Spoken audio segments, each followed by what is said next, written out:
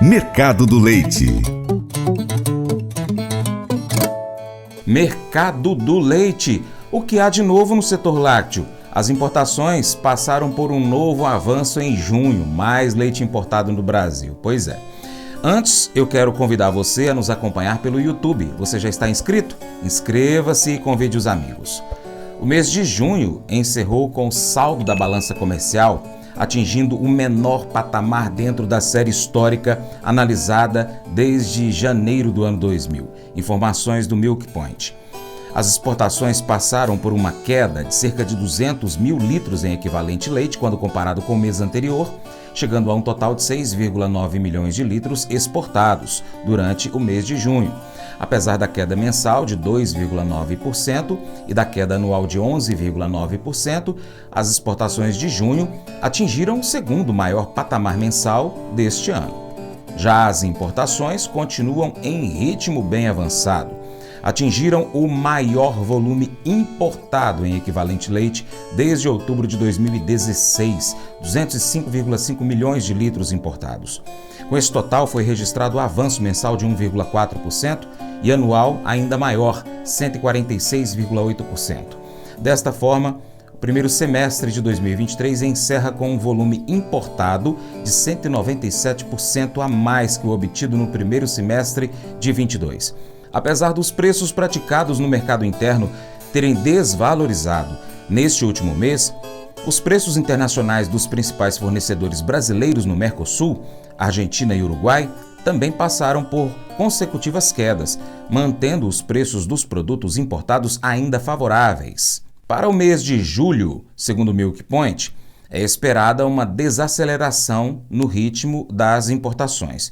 E isso pode acontecer por conta de uma desaceleração da demanda do Brasil, com compradores brasileiros já abastecidos. Porém, mesmo com a expectativa de recuo mensal no volume importado, quando considerado então o pico nas importações de junho, espera-se que o volume se mantenha em um patamar considerado ainda alto, possivelmente acima do que foi observado no mês de julho de 2022. Em meio a uma crise vivida pelo mercado lácteo aqui no Brasil, muitas alternativas têm sido procuradas por produtores brasileiros, como forma de desenvolver e valorizar o produto nacional. Hoje a gente traz para você a última parte do segundo episódio da série Leite Futuro, realizado pelo portal Milk Point. A participação é de Marcelo Carvalho, Paulo do Carmo Martins e Ricardo Cota Ferreira. Eles receberam a professora e pesquisadora da USP, Camila Bittar, que tem desenvolvido estudos sobre o setor nos Estados Unidos. E aí, nessa sessão do que tem novo no leite, você escreveu um artigo no site lá do Beef on Dairy, que é um movimento aí, uma estratégia aí nos Estados Unidos dos produtores de leite. O que é esse Beef on Dairy? Na verdade, não é uma coisa muito nova, né? Os americanos começaram com essa ideia de inseminar vacas leiteiras com touros de corte por volta de 2010. E isso tem me chamado a atenção porque, trabalhando com bezerros há tantos anos, o fato da gente abater, descartar os machos leiteiros, isso me incomoda desde sempre. Eu me lembro que eu era estagiária do professor Vidal, aquilo me incomodava, sabe? Eu fui ser estagiária do Arthur Quinelato na Embrapa, eu nunca vou esquecer disso, era uma Páscoa, eu tive que abater 5 machos leiteiros que tinham nascido. Então, aquilo, para mim é incompatível, né, com produção animal. Então, vamos aproveitar esse animal de alguma forma, né?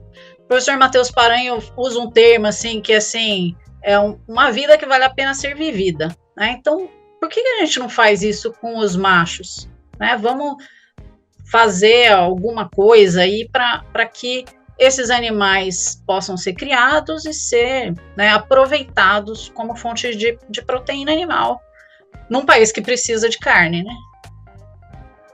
Então, o que os americanos fazem, que é esse Beef on Dairy, é basicamente hoje utilizar sêmen de touro Angus em vacas, né? Normalmente é muito mais em vacas do que nas novilhas, porque a novilha é vista como o melhor animal, né? Ele é fruto de melhoramento genético. Então, as vacas que têm algum problema reprodutivo ou uma menor eficiência, na verdade, e não emprenham de touros leiteiros, acabam sendo inseminadas com touros Angus.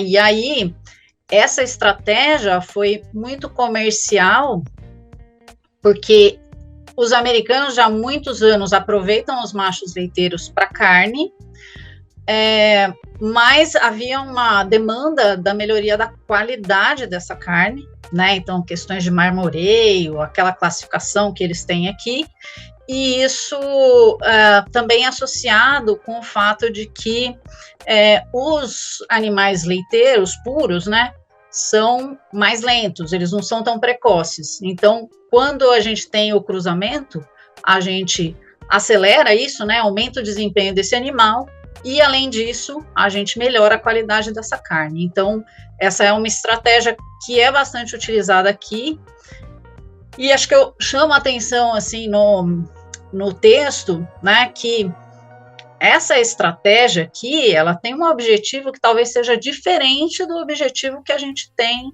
no Brasil, porque no Brasil, a gente nunca aproveitou o macho leiteiro. Então, o fato desse animal ser lento do ponto de vista de taxa de crescimento e fornecer uma carne de menor qualidade, né, sempre fez com que a gente descartasse. Então, hoje essa é uma oportunidade, né, e quem sabe a gente possa ter isso aí num futuro próximo. Algumas poucas fazendas já têm feito isso, né? Tem algumas iniciativas, né, que a gente ouve falar, né, tinha um projeto, até preciso me atualizar, da Castrolanda com o Vitello, né? Enfim, porque assim também, a gente fala em vitelo, né? A gente não tem vitelo no Brasil. Vitelo é um tipo de criação que o animal ele não come ração, ele não toma sol, né? Então ele é criado em galpões fechados, sem acesso à ração, porque a carne tem que ser o mais branquinha possível. Ele é um animal que ele é anêmico, né? Então ele tem baixa concentração de ferro e isso não tem aceitação no nosso mercado, né? Quantos de vocês já comeu vitelo no Brasil? Eu nunca comi vitelo no Brasil. Eu sei que de vez em quando tem alguns supermercados de maior poder aquisitivo, né, para um público de maior poder aquisitivo, mas a gente olha para aquele corte, não é um corte que tem aceitação para o mercado nacional. Uhum.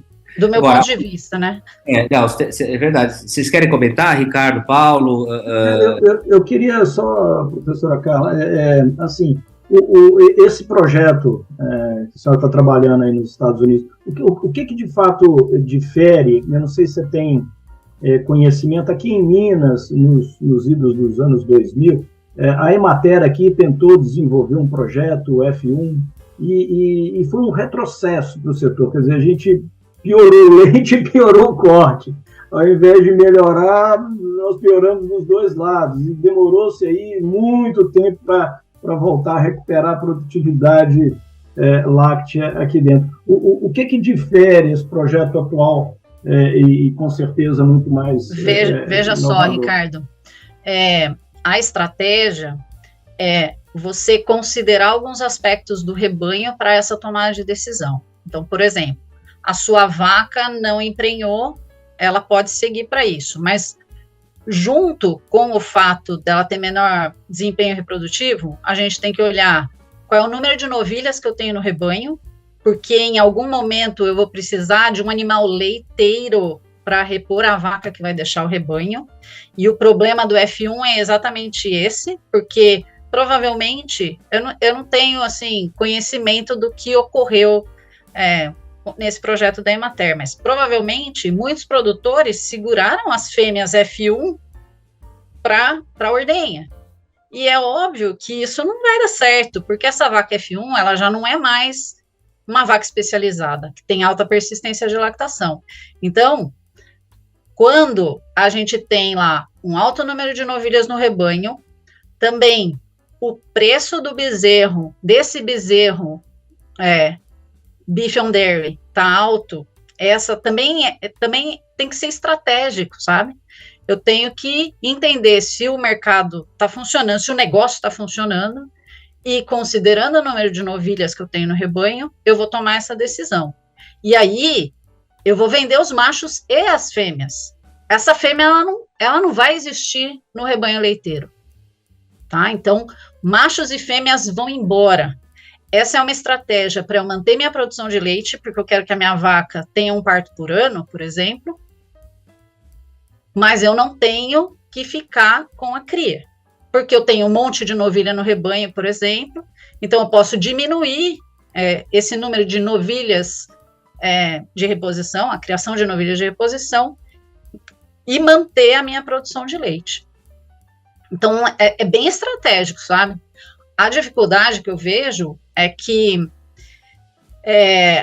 o que a gente precisava ter era uma cadeia, porque o produtor de leite que faz isso, né, e das fazendas que eu tenho conhecimento no Brasil, as que fazem isso são aquelas que estão com problemas de espaço. Tem alta densidade de animais de reposição, porque melhoraram muito o manejo reprodutivo, então você tem mesmo um parto a cada 13 meses, vamos dizer assim, e melhoraram muito também a cria e a recria. Então, a mortalidade diminuiu, aumentou o número de partos, só que a fazenda, ela ainda não conseguiu fazer um investimento, ela não tem condições, principalmente em função da sua capacidade de produção de alimento, de aumentar o número de vacas. Então, alguns animais, né, acabam sendo utilizados com essa estratégia. Mas o que acontece é que aqui nos Estados Unidos, o que se vê é que a maior parte dos animais são vendidos já com 2 semanas de vida. Então, quem vai criar esse bichinho aí é outro produtor, né?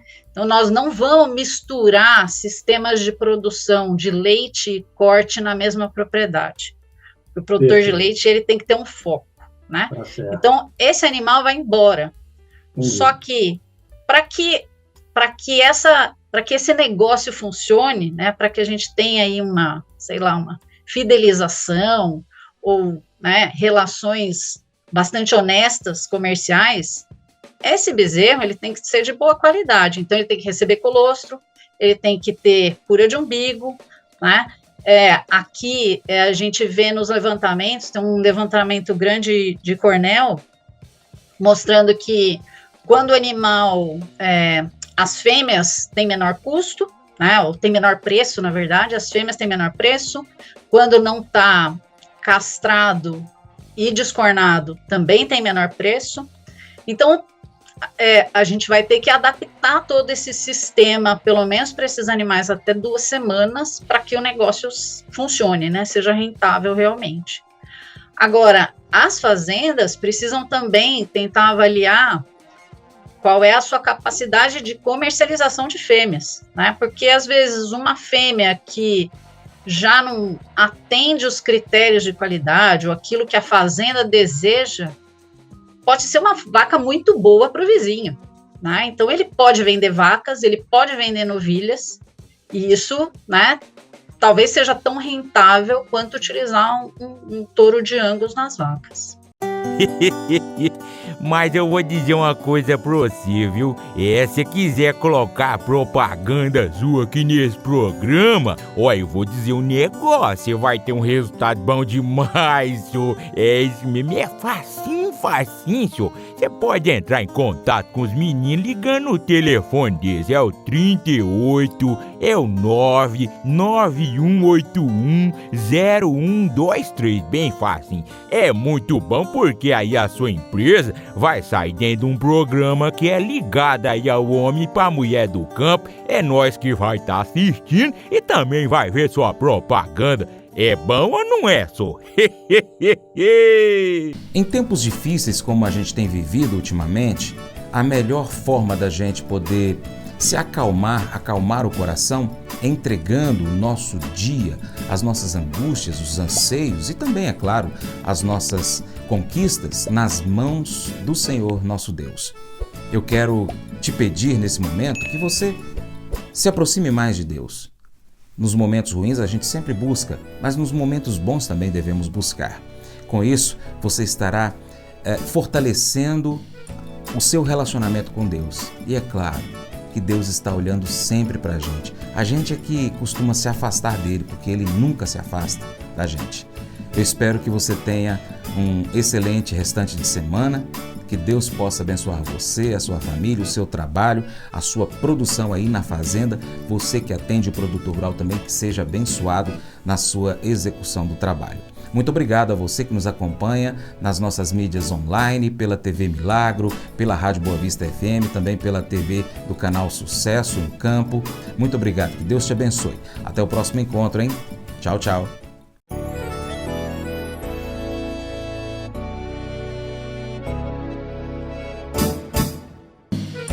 Acordo de manhã para prosear no mundo do campo, as notícias escutar. Vem com a gente em toda a região com o seu programa Paracatu Rural. Tem notícias, informação e o mais importante, sua participação. Programa Paracatu Rural. Programa Paracatu Rural.